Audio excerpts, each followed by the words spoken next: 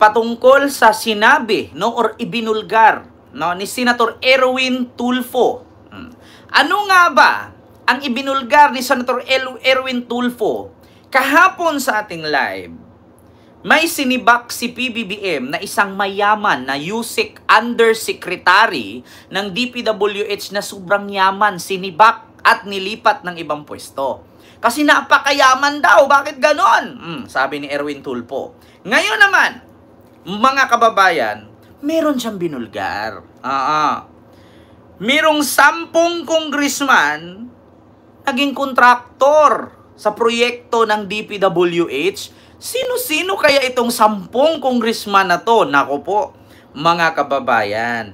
Ito kasi ang problema, mga kababayan, kasi inispoiled ni Digong itong mga politician na to. Alam niyo ba, mga kababayan, sa madaling salita, gusto ko lang kayo bigyan ng trivia.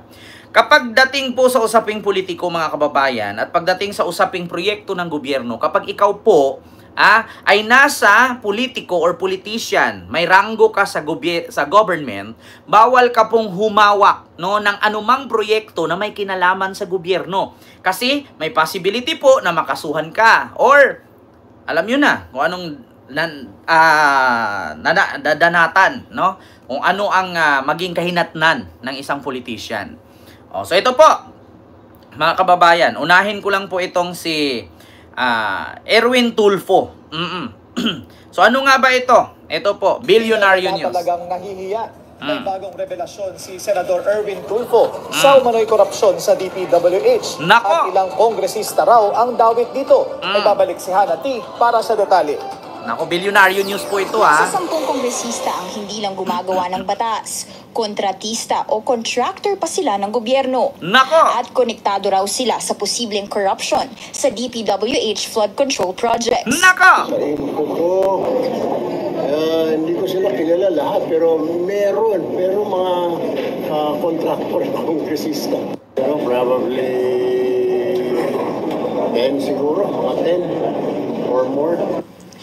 Kita nyo, mga kababayan, 10 or mahigit pa na mga kongresista, kontraktor sa DPWH. Kaya naman pala, mga kababayan, ito mga putang inang mga congressman na to, no? Ito mga politician na to. Ang laki na nga ng mga nakukuha ninyong pork barrel. Magnakaw pa kayo sa pundo, sa budget dyan sa DPWH. Hindi ba kayo nahihiya? Di ba? Meron nga isang congressman sa Maynila, may project ng flood control, pero yung flood control hindi gumagana. Ang pangalan nun, si ano ata yun si Valeriano ba yun? Yung kaberks ni Joel Chua. Kalaban ni Isko Moreno yun, si Valeriano. Di ba? Nako mga kababayan, biruin nyo pero hindi ko sinabi kasali si Valeriano dyan Kasi wala namang pinangalanan dito si Senator Erwin Tulfo. Ang problema lang kasi dito, mga kababayan, putang ina naman, no? Kaya nga sabi ni Digong, mga kababayan, dito sa mga congressman na to, hindi ko rin alam kung ito mga congressman na to ay kaalyado ni Digong.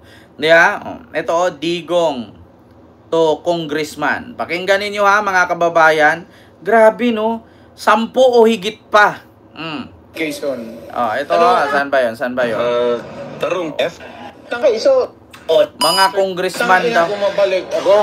Arestuhin ko kayo lahat. Kayo, nagpasok sa Congress, eleksyon, nanalo, Seiko, paglabas niyan, pagkatapos, Rolex na. Pumunta ng Malacanang, nakatamaraw, paglabas niyan, nagka-Mercedes-Benz. Busog kayo lahat. Tingnan ninyo yung mga bahay noon ng mga congressman at tingnan ninyo ngayon kung ano kayaman sila, lalo na yung mga bahay nila sa Maynila.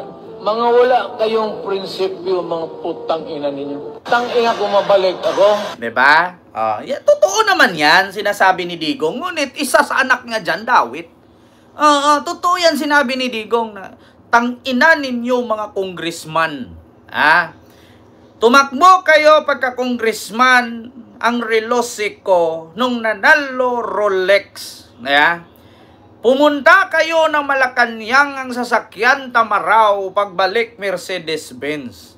tignan ninyo yung mga bahay nila sa Maynila. Kaya alam ni Digong yan, kasi anak niya, isa din sa ganyan. Di ba? Kaya sa totoo lang mga kababayan, totoo yan. Agree na agree ako dyan kay Digong, 100%.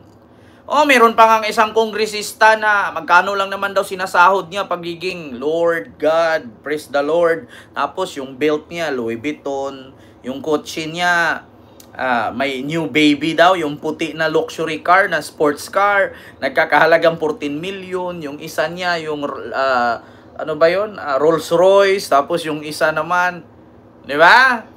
Oh, sabi ko, hindi ko na pangalanan. Pero praise the Lord, hallelujah nga naman. Di ba? Binaboy nga ni Sarah yun doon eh. Sabi nga ni Sarah, oh, yung picture niya nga, ganon? Ganyan? Anong tawag ninyo, mga anak, mga bata sa nagaganyan? Gumaganon? Binababoy ni Sarah. Yeah. Tignan nyo mga kababayan na.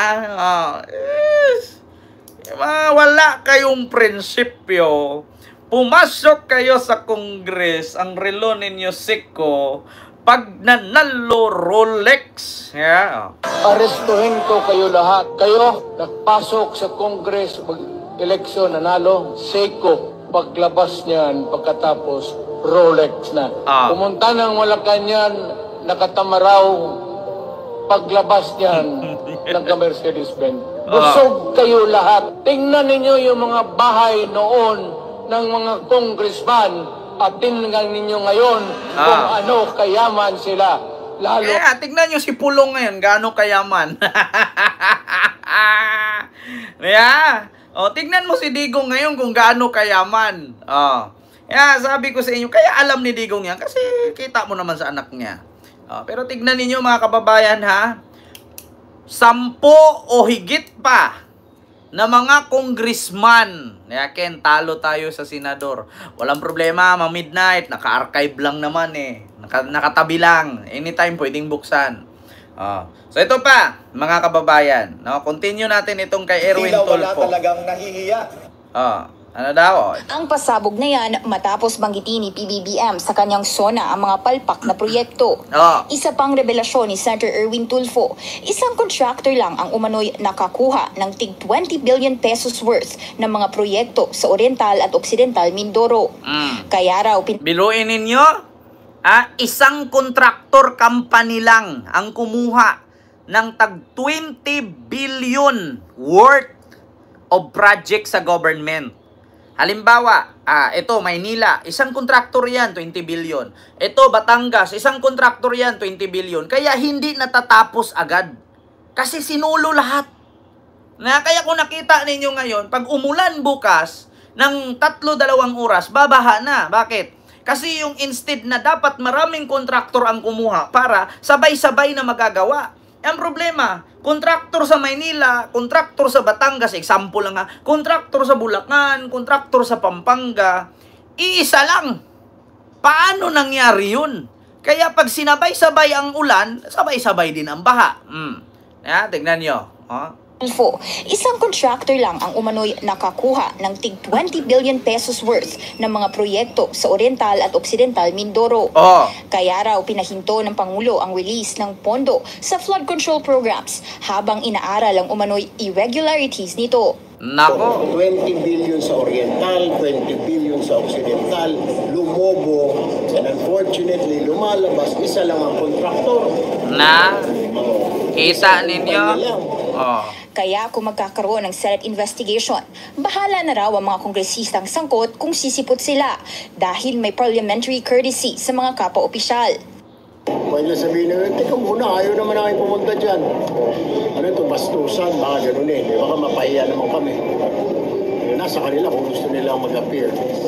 Kinumpirma rin ni Tulfo. Ito na.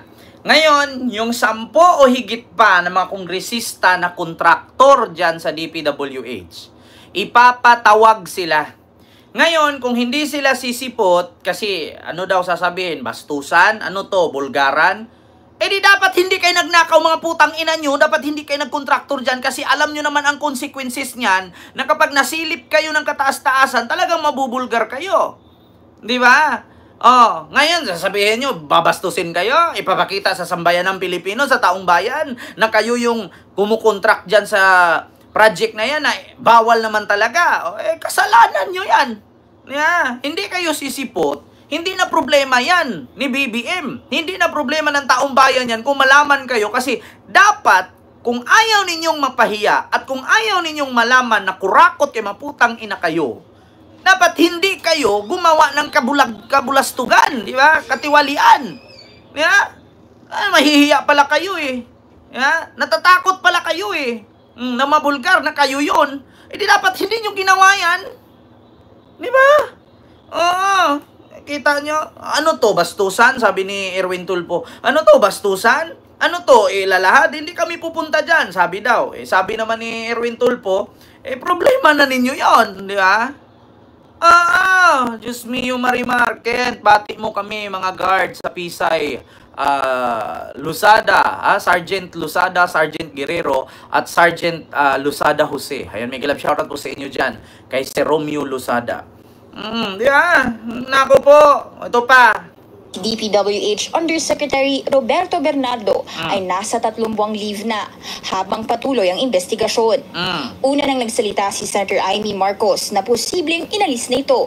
Sabi ni Tulfo, mas marami pang DPWH officials ang masisibak. Nako! Mga masisibak po, definitely. Dapat talaga sibakin yan, at bukod sa ganun, hindi lang sibak, ikulong nyo.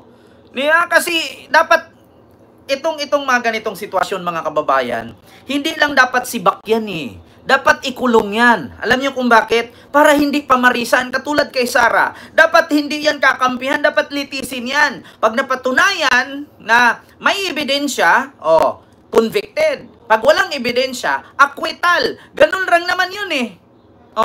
Pag may ebidensya, convict. Pag walang ebidensya, acquit. Di ba? Hindi dapat mga ganun. Dapat nga, ibalik ninyo yung dapat ibalik ninyo yung bitay eh.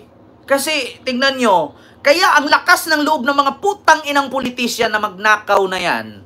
Kasi hindi sila natatakot. Kasi kapag nahuli sila, sibak lang, hindi man lang nakukulong. Pero pag ordinaryong tao nagnakaw ng mangga, putang ina, yung matanda na mamamatay na, kinulong pa.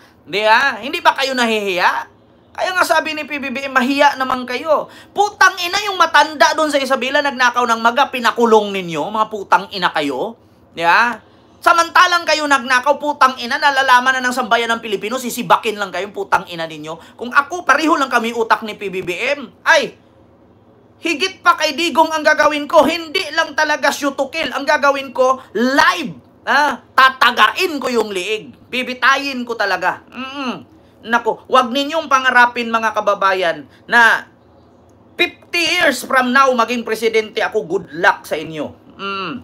Nako, dapat nga gayahin ninyo yung Singapore eh.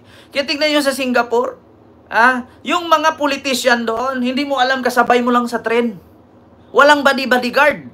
Dito sa Pilipinas, putang ina, yung mga bodyguard abot 20. Na akala mo may mga sasaksak sa kanila kasi mga guilty ang puta. Diyos mio Marimar. Kaya mag-bodyguard ka napakarami kasi alam mo sa sarili mo na masasaksak ka talaga. Doon sa Singapore, walang ganon. Makakasabay mo nga lang sa train kahit amoy biryani yung kasabay mo, kahit amoy putok, walang problema eh. Diyos mio Marimar. Ito pa, sunod mga kababayan, nakawan ito. Speaking of nakawan. Anong sunod? Ito na mga kababayan. GSIS